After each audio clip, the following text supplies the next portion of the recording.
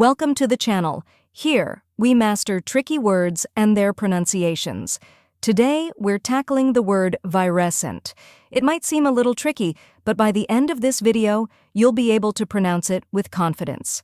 The correct pronunciation is virescent. Let's break it down.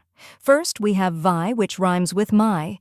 Next is res, which sounds like res in rest and is the stressed syllable. Finally, unt, which sounds like unt in bunt. Now, let's put it all together. Virescent. Try repeating after me. Virescent. Now a little faster. Virescent. And at full speed. Virescent. Keep practicing, and soon, this word will feel natural to you. Now that you've mastered the pronunciation, let's go over the meaning. Virescent refers to something that is becoming green or has a greenish tint, often used to describe plants or objects that are turning green. And that's it. Now you know how to pronounce virescent and what it means. If you found this helpful, give this video a like and share it with others.